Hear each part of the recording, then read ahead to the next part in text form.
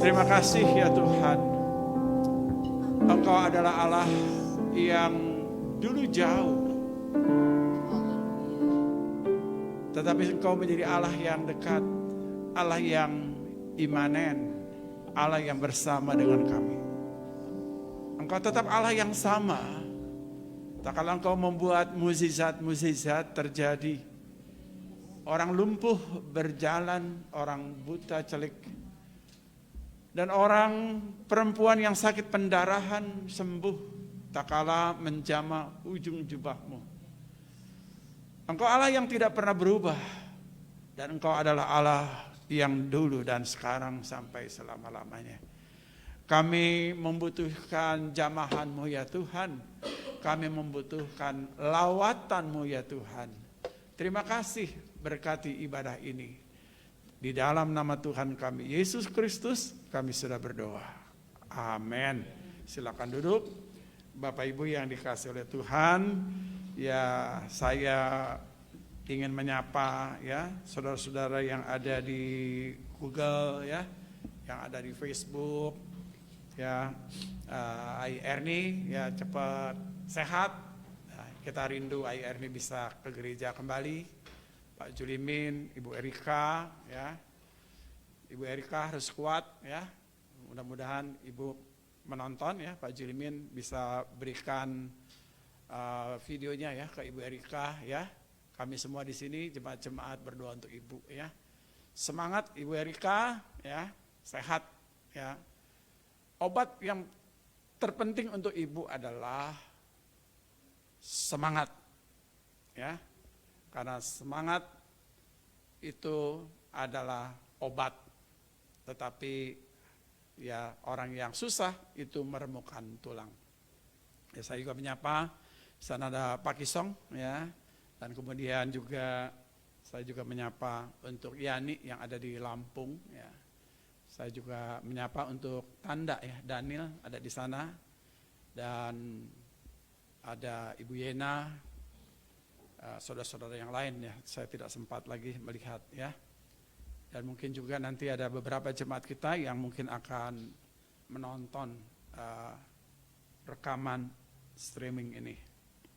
Oke, Bapak Ibu sekalian, dan hari ini kita bersyukur ya, meskipun hujan, Bapak Ibu menerobos hujan. Saya tahu, tadinya saya sama Bu Nini bilang, wah ini dari pagi sudah hujan ya.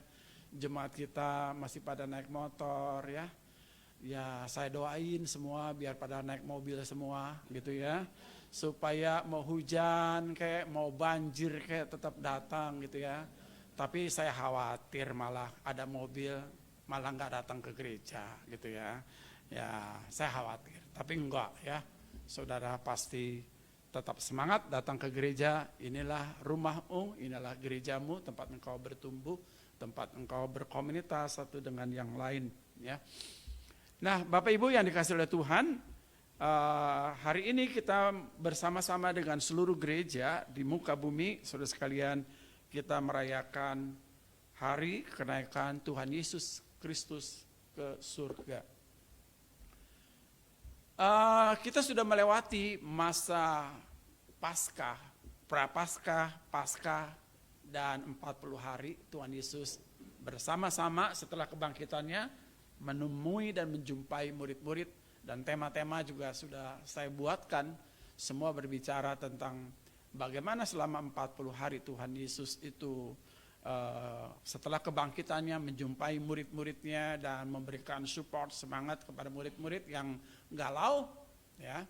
Dan hari ini adalah puncaknya, yaitu bagaimana Tuhan Yesus naik ke surga, dan setelah itu Roh Kudus turun ke tengah-tengah kita dan ada ibadah turunnya Roh Kudus gitu ya. Nah, Bapak Ibu, saya akan membacakan firman Tuhan, Kisah Rasul pasalnya yang pertama, ayatnya yang ke-6 sampai ayat yang ke-11. Ya, Kisah Rasul pasalnya yang pertama, pasal 1, ayat yang ke-6 sampai yang ke-11.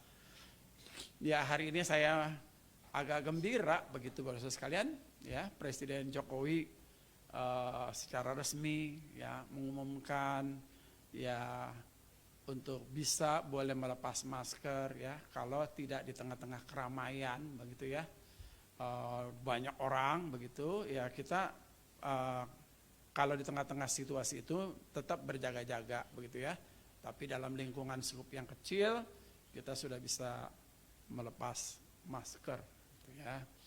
Nah ini kita senang ya, meskipun demikian ya kita tetap harus berjaga-jaga gitu ya. Jadi hari lepas hari ini semakin pulih ya, kendaraan juga sudah mulai macet ya, kembali normal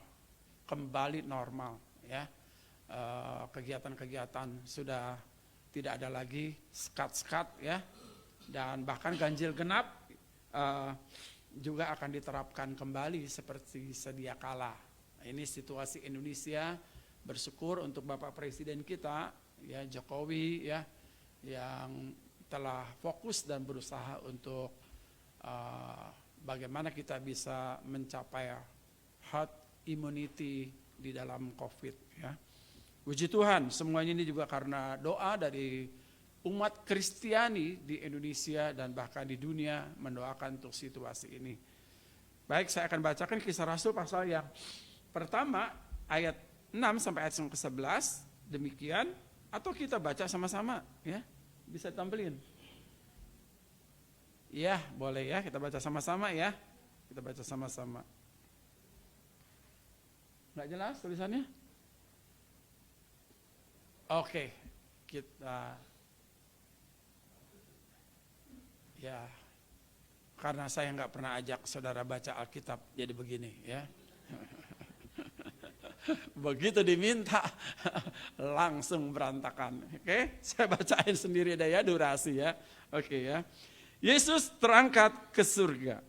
Maka bertanyalah mereka yang berkumpul di situ, Tuhan, maukah engkau pada masa ini memulihkan kerajaan bagi Israel? Jawab Yesus, engkau tidak perlu mengetahui masa dan waktu yang ditetapkan Bapa sendiri menurut kuasanya.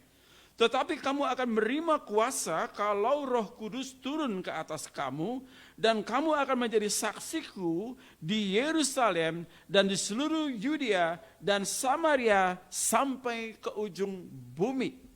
Sesudah ia mengatakan demikian, terangkatlah ia disaksikan oleh mereka, dan awan menutupinya dari pandangan mereka.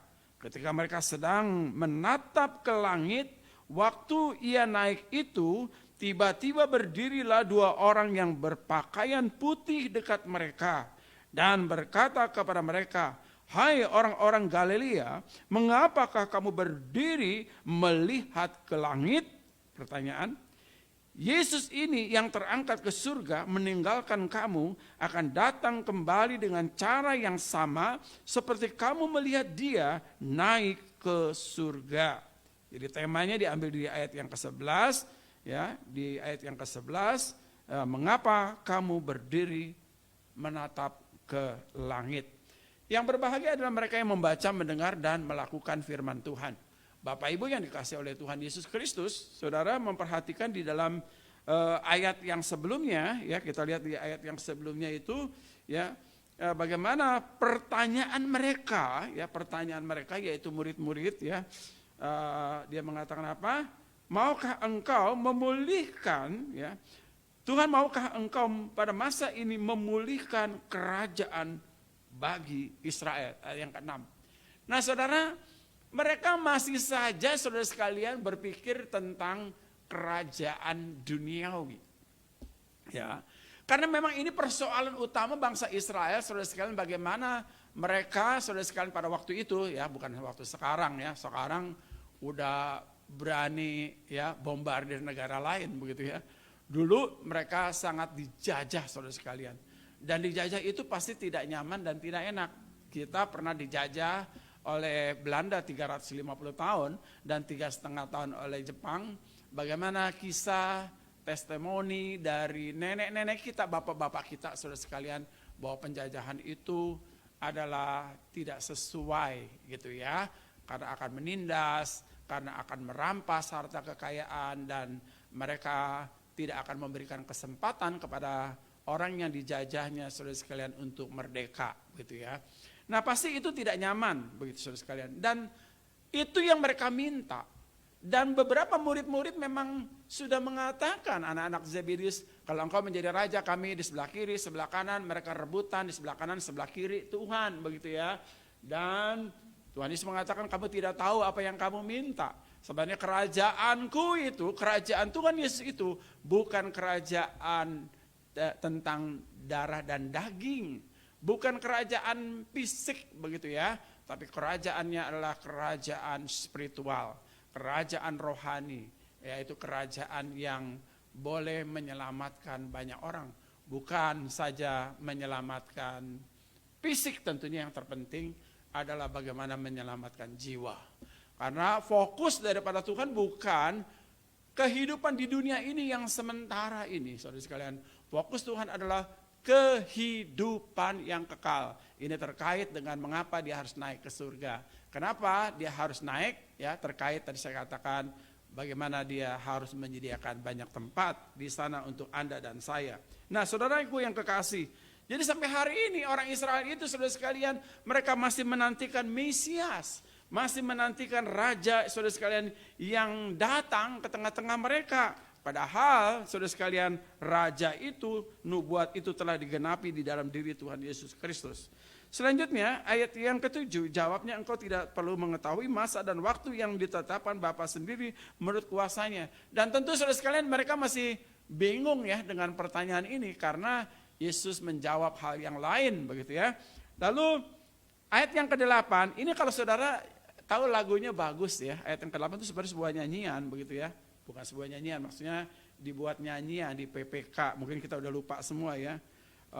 Lagu itu bagus sekali saudara sekalian ya, yaitu maukah kau terima kuasa, lagunya itu ya. Apabila Roh Kudus turun atasmu, kau kan menjadi saksiku, gitu ya. Di dunia, di surga, di bumi dan di surga ya.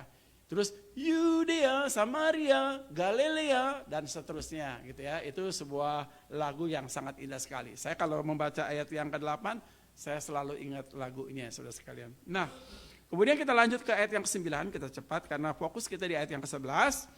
Sesudah ia mengatakan demikian, terangkatlah ia disaksikan oleh mereka dan awan menutupinya dari pandangan mereka. Terangkatlah Tuhan Yesus saudara sekalian ke awan. Ya, nah kalau kita tahu siapa saja yang terangkat ke awan itu saudara sekalian, di dalam perjanjian lama ada dua tokoh, yaitu Henok dan Elia. Ya, mereka naik ke udara. Ya, mereka naik ke udara. Itu luar biasa. Kenapa Henok? Henok adalah orang yang sangat cinta kepada Tuhan. Kenapa Elia? Dia nabi besar dan dia adalah nabi yang luar biasa yang juga cinta kepada Tuhan, begitu ya. Cuman memang agak beda ya, Elia itu kerja dengan kereta-kereta api begitu ya, naik ke surga. Nah, Tuhan Yesus naik ke surga. Nah, saudara bisa melihat ilustrasi-ilustrasi di YouTube bagaimana Tuhan Yesus naik ke surga. Nah, kemudian ayat yang sebelum ketika mereka sedang menatap ke langit waktu itu, tiba-tiba berdiri dua orang yang berpakaian putih dekat mereka. Siapa ini? Yaitu para malaikat. Dua orang malaikat, kita nggak tahu ini kerubium atau serafim, kita nggak tahu tentu pakaiannya seperti apa, berkilau-kilaukah begitu ya. Dan malaikat kita bisa bayangkan saudara sekalian dengan 4 sayap begitu ya, yang 2 sayap menutupi tubuhnya begitu, yang 1 sayap itu terbang begitu ya. Jadi 1 sayap seperti baju seperti itu ya. Nah, kemudian 2 malaikat ini ya mengatakan sesuatu kepada murid-murid dan orang-orang yang hadir di situ, dan diperkirakan saudara sekalian yang hadir di situ 500 orang atau lebih saudara sekalian, atau banyak orang, karena memang ini terjadi di Yerusalem saudara sekalian, di mana semua murid-murid dan orang-orang yang baru saja percaya berkumpul di situ saudara sekalian. Nah, Bapak Ibu yang dikasihi oleh Tuhan Yesus, kita lihat Bapak sekalian bagaimana apa kata malaikat itu berkata kepada murid-murid dan orang-orang yang percaya kepada Tuhan. Saudara, dia mengatakan apa saudara sekalian? Dia mengatakan demikian. Dan berkata kepada mereka, hai orang-orang Galilea, mengapa kamu berdiri melihat ke langit? Saudara kata, hai orang-orang Galilea. Ini menarik Bapak Yesus sekalian ya.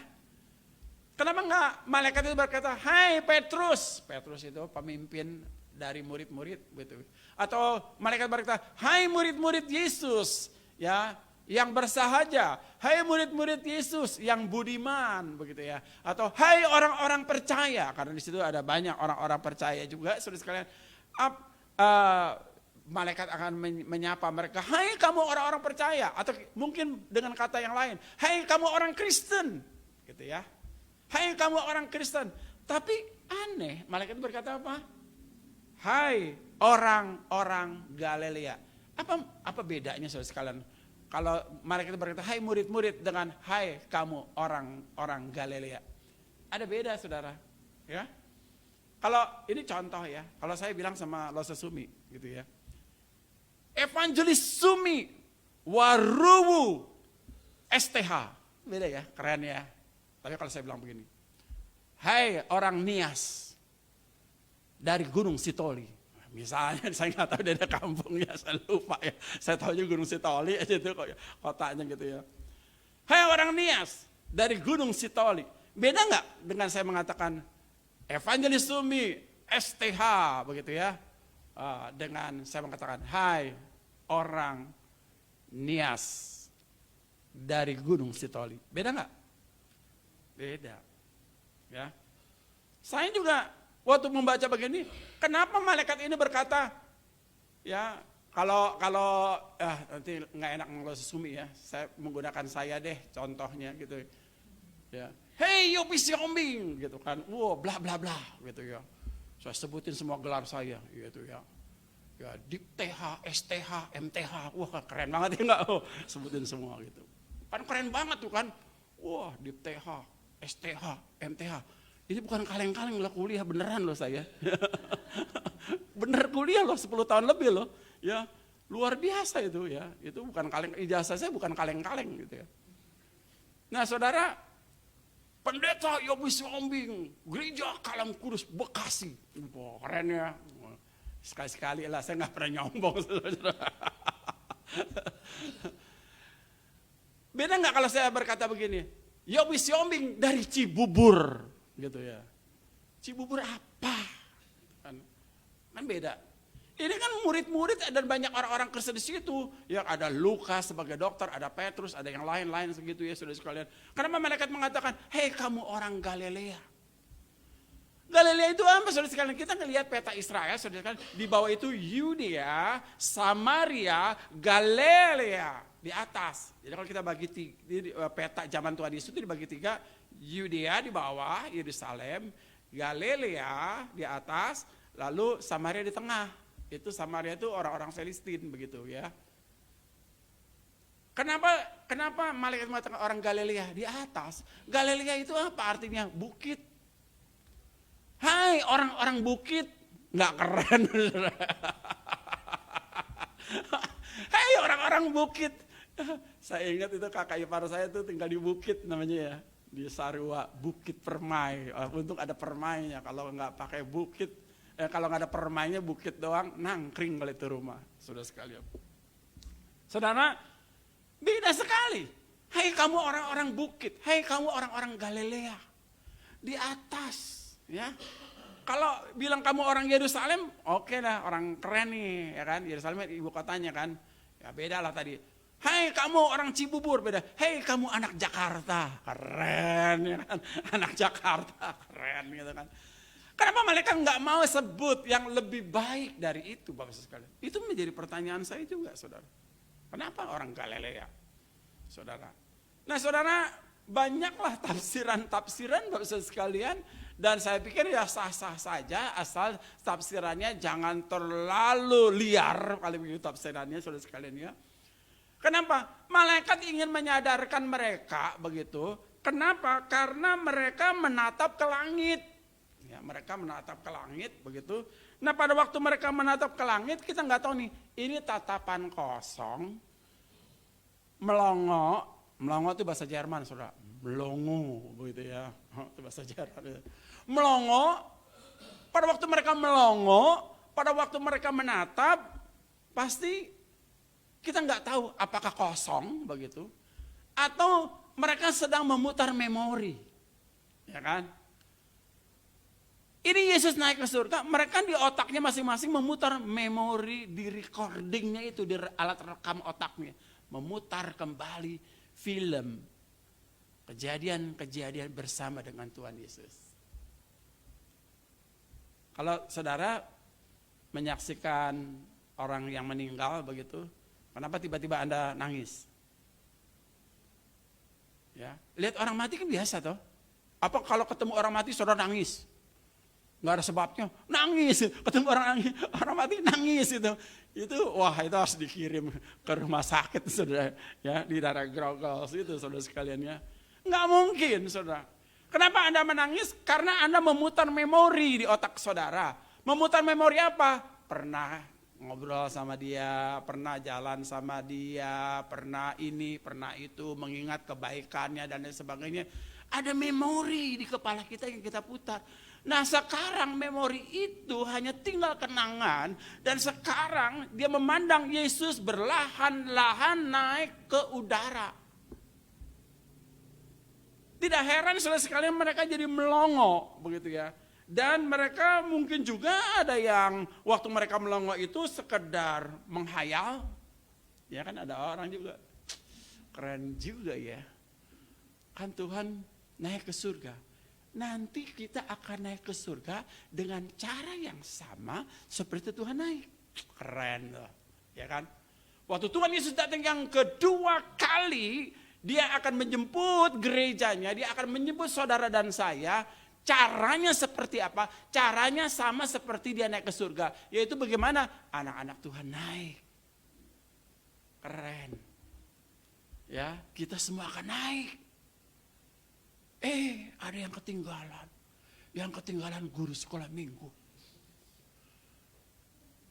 Ada yang ketinggalan pemain musik. Wah, gak tanggung-tanggung. Ada pendeta ketinggalan. Ada pendeta ketinggalan. Ada ketua majelis ketinggalan. Gitu ya. Ada pemuji ketinggalan. Semua pada bilang, pada protes. Kenapa kami ditinggal? Kami kan sudah lakukan ini, lakukan itu, lakukan ini, lakukan itu. Mungkin suara itu akan berkata kalau muncul kalimat dari Alkitab ini. Suara itu berkata, bukan orang yang menyebut Tuhan, Tuhan akan masuk ke dalam kerajaan Allah. Tapi dia yang melakukan kehendak Bapa. Kalimat lain mengatakan bahwa bangsa ini hanya memuliakan Tuhan dengan bibir mereka, mulut mereka. Tapi hati mereka jauh daripadaku. Enggak heran kalau mereka tertinggal. Jadi enggak ada jaminan. Anda sibuk melayani Tuhan, tapi kalau Anda hanya memuliakan Tuhan dengan bibir Anda, tidak dengan hati Anda, dan Anda jauh daripada Tuhan, Anda tidak memuliakan Tuhan, jangan bilang dan Anda menagih. Tuhan, saya sudah lakukan ini loh, di gereja Bekasi pula, yang gembalanya pendeta Biswa Kambing, tiap minggu saya muncul, kok saya nggak pergi Tuhan, kok saya nggak naik gitu ya. Lalu saudara komplain sama saya. Wow, saya bilang ini bukan urusan saya. Exit permitnya ada pada Tuhan. Urusan naik ke surga itu adalah kewibawaannya dia. Haknya Tuhan ya, bukan haknya saya. Yang menilai bukan saya, yang menilai adalah Tuhan. Ya, baru-baru ini ramai ya seorang tokoh ya datang ke Singapura gitu kan. Nah, sampai di sana disuruh pulang, kan? Disuruh pulang. Nah, saudara sekalian pada waktu mereka disuruh pulang, saudara sekalian dia komplain, kenapa? Wah, saya nggak boleh masuk, begitu kan?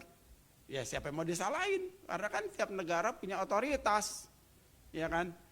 Sama kayak orang di Indonesia, berapa banyak itu orang-orang bule dan sebagainya, dia tolak di imigrasi, nggak bisa masuk ke Indonesia. Apakah kalau Anda mau pergi ke luar negeri lalu Anda merasa punya hak? Harus? Enggak. Ya, itu urusan dalam negerinya. Anda mau diterima atau tidak. Ada alasan atau tidak ada alasan, itu urusan internnya. Ya, belajar sedikit ya. Begitu sekalian ya. Nah, sekarang Anda mau masuk menjadi warga negara surga. Anda mau pergi ke surga. Lalu Anda merasa wajib saya harus masuk. Tuhan bilang tidak. Tidak bisa. Karena bukan orang yang menyebut Tuhan akan masuk ke dalam kerajaan Allah. Tapi dia yang melakukan kehendak Bapakku. Ya, yang boleh masuk ke surga. Nah saudara, itu sebabnya saudara sekalian kita kembali ke teks kita saudara sekalian. Pada waktu mereka menatap ke langit, tentu saudara sekalian mereka menonton bagaimana Yesus naik ke surga. Jangan-jangan orang yang tidak naik bersama dengan Tuhan ketika waktu Tuhan Yesus datang, kita hanya menonton saja. Ya. Kalau ini kita aplikasikan saudara sekalian dengan anggota jemaat, kata menonton ini, banyak orang saudara sekalian yang orang sementara sibuk melayani Tuhan, ada yang menonton. Ada yang menonton. Dan penonton itu saudara sekalian pasti lebih pintar daripada pemain. Betul enggak?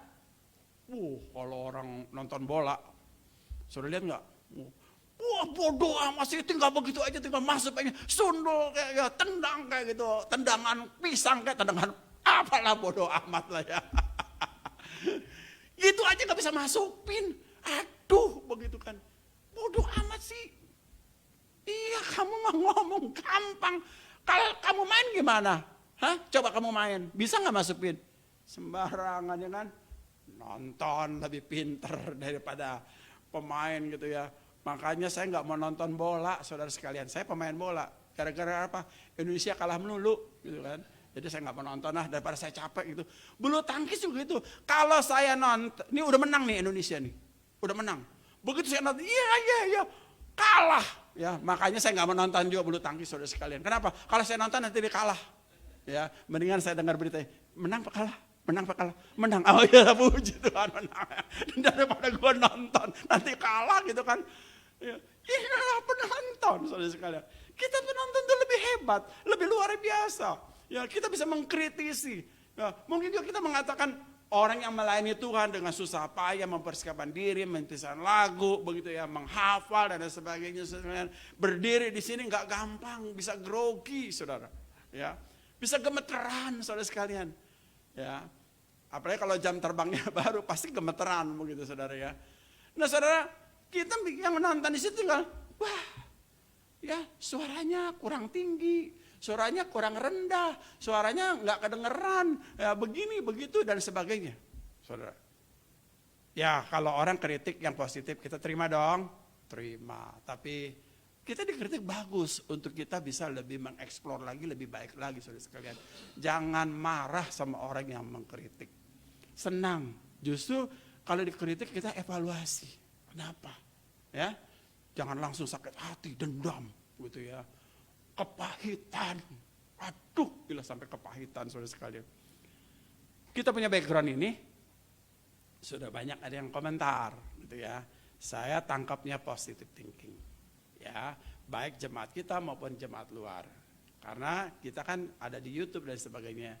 Komentar mereka terlalu ramai, nah, ya. Jadi saya nggak tahu bagaimana caranya nggak terlalu ramai. Ini sudah beberapa orang ngomong sama saya terlalu ramai, sehingga saudara-saudara ya yang ikut ibadah nggak fokus ke khotbah saya. Saudara fokus ngitungin lampu mana yang nyala dan mati, mana yang nyala, mana yang mati, begitu ya. Mana yang berkelap-kelip di belakang. Ada seperti itu. Jangan sakit hati. Kita evaluasi. Ya kan? Berarti ada yang harus diperbaiki. Mereka terganggu mungkin dengan gemerlapnya ini. Ya, kita juga menghargai saudara-saudara kita yang sudah berusaha ini toh, ya kan? Ini udah berusaha loh, ya, bikin begini, bikin begitu dan sebagainya. Kita hargai. Mungkin udah waktunya diganti, gitu kali ya. Jadi nggak ada yang boleh disalahkan, nggak boleh ada yang menyalahkan, ya. Jangan ada yang tertuduh ataupun yang menuduh, begitu ya. Bapak Ibu yang dikasih Tuhan.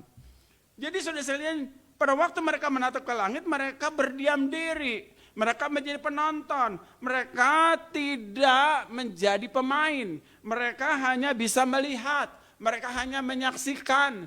Lalu saudara sekalian kosong. Ya, inilah yang terjadi di tengah-tengah kita.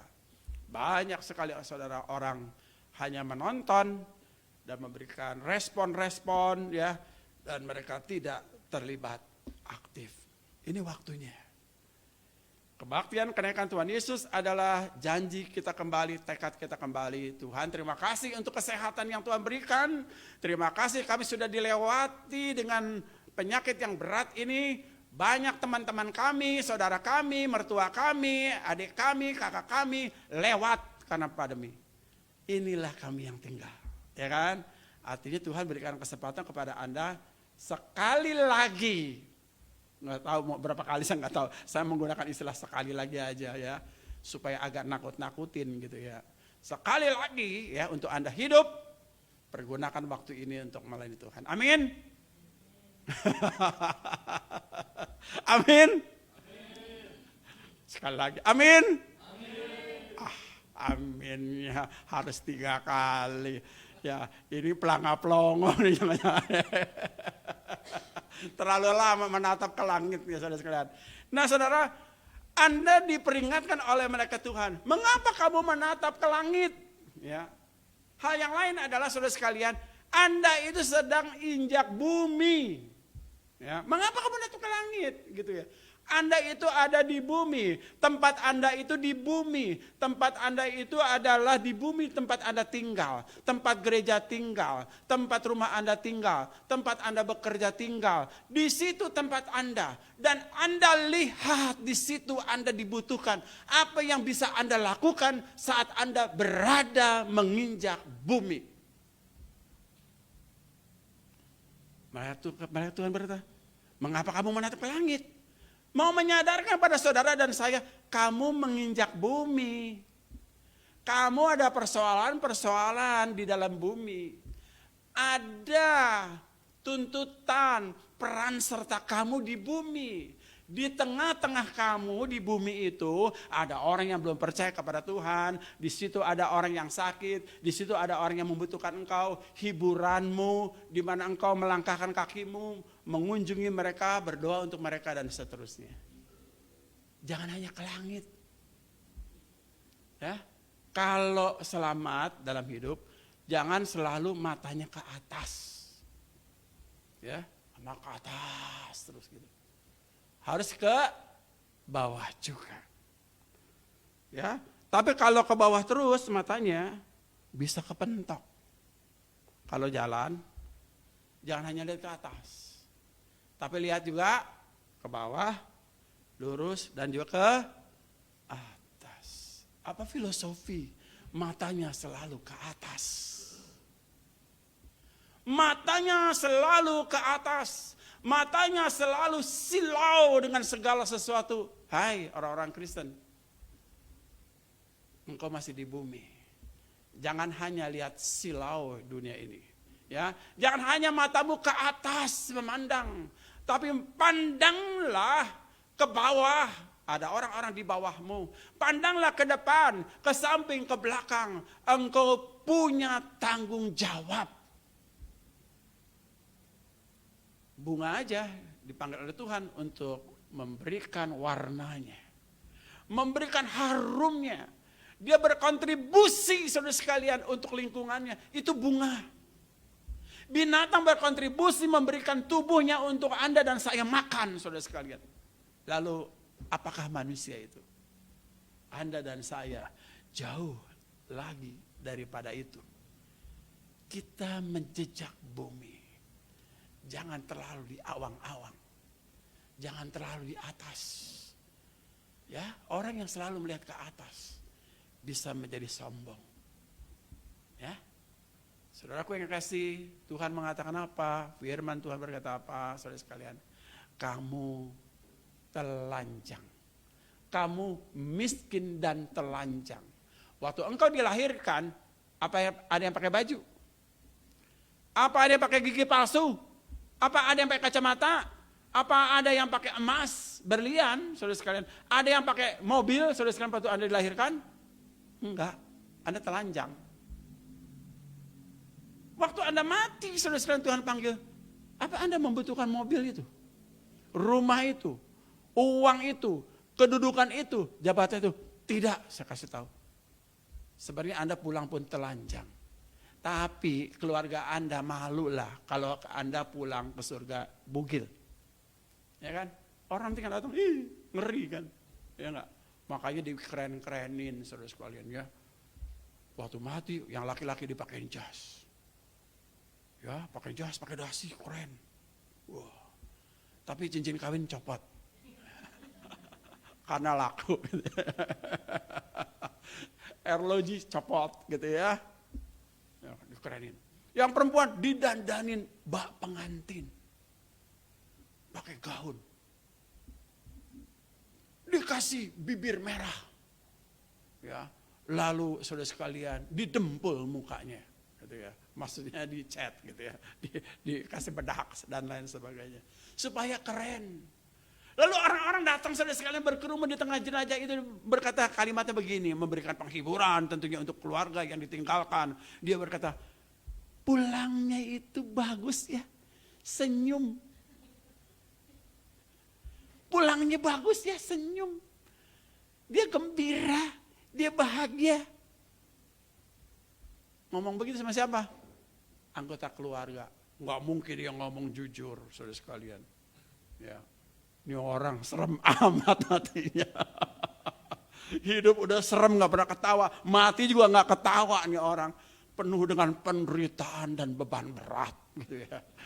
Kan kita nggak mungkin, saudara. Kita jujur-jujuran saudara, kita ngomong sama keluarganya. Ya abis itu berantem kita urusannya toh, ya kan? Iya suruh pulang. Saudara. Ini kadang-kadang saudara ini yang ketawa nggak jujur. Anda nih nggak jujur kan? Oh, bagus ya matinya. Mana ada orang mati bagus saudara sekalian? Ya nggak usah bujil lah, ya kan? Nggak usah basa-basi lah. Ya cukup berduka cita. Selesai toh. RIP, RIP, RIP. Artinya apa?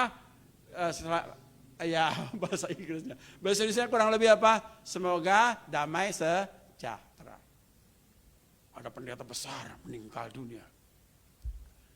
Lalu orang mengucapkan RIP, RIP, RIP, RIP. Begitu. Ramai para pendeta dan orang-orang Kristen ribut. Kok penyesat dibilang RIP? Lalu ada yang mengatakan, iya dia kan bulak-balik ke surga, enggak usah ucapkan RIP. Gitu. Kenapa? Nanti kan dia balik lagi, bingung kamu kan, udah RIP lagi itu. Nanti dia kan biasa pergi ke surga, balik lagi ke sini. Dia biasa pulang pergi begitu. Kamu ucapin RIP, nanti kalau dia balik lagi dia muncul di depan mata kamu gimana? Malu kan kamu? Gitu ya. Jadi bahan guyonan begitu ya. Ramai. Kita nonton aja dah seru-seruan ya. No comment gitu ya. Ya buat saya sih ya, lucu aja gitu saudara sekalian ya. Nah, Bapak Ibu yang dikasih oleh Tuhan. Nah, terakhir saudara sekalian, untuk apa Tuhan Yesus saudara sekalian harus naik ke surga? Tadi beberapa poin sudah disebutkan oleh Pak Wisnu dan saya saudara sekalian. Alasan kenaikan Tuhan Yesus ke surga saudara sekalian, yang pertama menyediakan tempat buat kita semua. Tadi Pak Wisnu bilang ya. Ini berarti teologinya Pak Wisnu ini lumayan ya.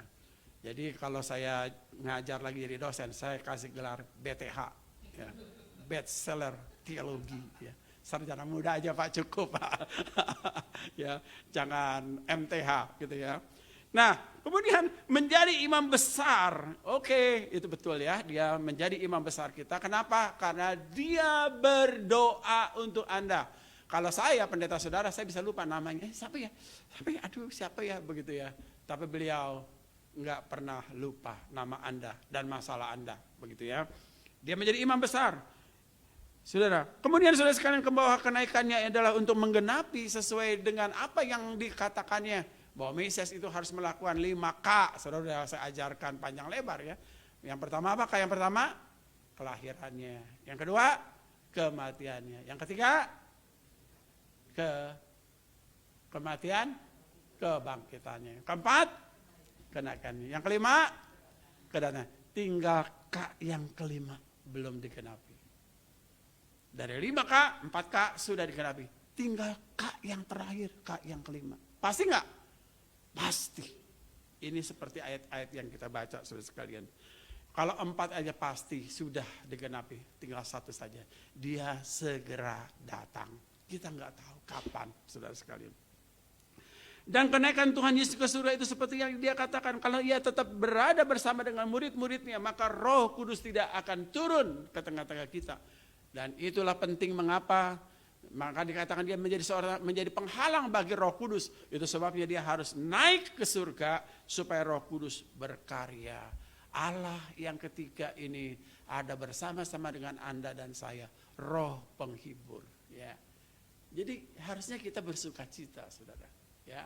Harusnya kita bersukacita, kita harusnya senang, saudara sekalian. Kenapa ada Roh Kudus yang memberikan penghiburan, kekuatan dan kemampuan untuk kita semua, Bapak Ibu sekalian. Dan kemudian saudara sekalian, yang berikutnya, agar murid-muridnya dapat berkarya bagi Tuhan. Alasannya, kalau Tuhan selalu bersama dengan mereka, murid-murid ini saudara sekalian tidak akan pergi ke ujung dunia.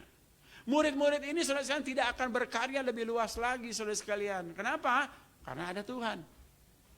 Sekarang Tuhan Yesus naik ke surga, dia lebih berkarya buat Tuhan sampai mati buat Tuhan saudara sekalian. Ya. Dan kemudian yang keenam, saudara, bahwa maksud kenaikan Tuhan Yesus ke surga adalah untuk menerima kemuliaan setelah ia mengalami penghinaan yang amat dahsyat. Ya, dia kembali saudara sekalian menerima kemuliaannya sebagai Allah Tritunggal, Allah yang esa, Allah yang dahsyat itu. Dia kembali Bapak Ibu sekalian untuk menerima kemuliaannya yang selama ini dia lepaskan, saudara. Dia mengalami kehinaan menjadi manusia. Dan kemudian yang terakhir dia menjadi contoh atau model ya bagi kita yang akan naik ke surga. Amin. Mari kita tunduk kepala, kita berdoa. Saudara, mari kita renungkan sejenak. Langit adalah merupakan simbolisme di langit. Seolah-olah adalah satu tempat yang suci. Yang hina, yang kotor, yang penuh dosa adalah bumi. Itu sebabnya diilustrasikan dan digambarkan bahwa Allah turun dan naik ke surga melalui langit. Bahkan ada orang yang mengatakan bahwa di balik langit yang biru itu ada surga, ada Allah bertakhta di sana. Boleh-boleh saja orang menangkap itu karena kemampuan kita sangat terbatas. Karena surga itu ada pada Tuhan. Manusia hidup dalam ruang dan waktu, sehingga dia memaknai dalam bahasa logika manusia seolah-olah Allah ada di balik awan yang biru. Saat Anda menatap langit yang biru itu, Anda melihat fenomena-fenomena ciptaan Tuhan yang dahsyat. Ada gambar Allah, seringkali orang menemukan. Ada gambar gunung, laut dan lain sebagainya. Itu hanya ilusi atau ilustrasi untuk menolong Anda bahwa Allah itu dahsyat. Dia bukan Allah. Itu hanya fenomena, sarana untuk Anda mengenal Allah yang sesungguhnya. Saudaraku yang kasih, mungkin selama ini saudara sekalian oleh karena pandemi kita hanya menjadi penonton. Kita terbius dengan keindahan kenaikan Tuhan. Kita terbius oleh sesuatu yang membuat kita tidak melangkah. Yang membuat kita tidak bergeming. Inilah waktu, saudara sekalian. Malaikat Tuhan menyadarkan Anda dan saya. Hai kamu, jemaat GKK Bekasi. Atau dia menyebut nama Anda. Jangan hanya kamu menatap ke langit, berdiam diri, menjadi penonton. Tapi ini waktunya Anda menyadari bahwa Anda ada di bumi. Anda menyadari bahwa Anda ada di gereja Kalam Kudus Bekasi. Anda menyadari bahwa Anda adalah istri, Anda menyadari bahwa Anda adalah suami, Anda menyadari bahwa Anda adalah bagian daripada masyarakat ini. Anda harus berkontribusi. Itulah kesaksian kita. Jangan hidup hanya untuk diri sendiri. Karena berkarya itu adalah saat Anda hidup. Setelah itu, mungkin Anda menyesali bahwa Anda hidup tidak pernah berbuat apa-apa. Sementara orang lain sibuk bekerja di ladang Tuhan. Mereka sedang mengumpulkan mahkota-mahkota. Anda hanya menjadi penonton. Anda silau dengan dunia ini dan Anda hanya memandang ke atas. Ini waktunya Anda memandang sekitar Anda. Anda disadarkan. Anda diingatkan melalui perkataan malaikat Tuhan ini. Hai hambaku yang setia dan taat. Adakah engkau di sana menginjak bumi menjadi berarti dan bernilai?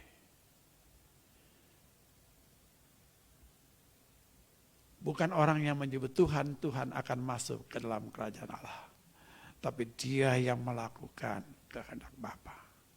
Tuhan tahu orang yang melayani, yang menyembah dengan hati, dan yang menyembah melayani dengan mulut dan tangan saja. Bapa, hambamu berhenti di sini. Khotbah ini penuh dengan segala kekurangannya. Tapi kami tahu bahwa Allah Roh Kudus bersama dengan kami. Berkaryalah ya Tuhan, sempurnakanlah khotbah ini.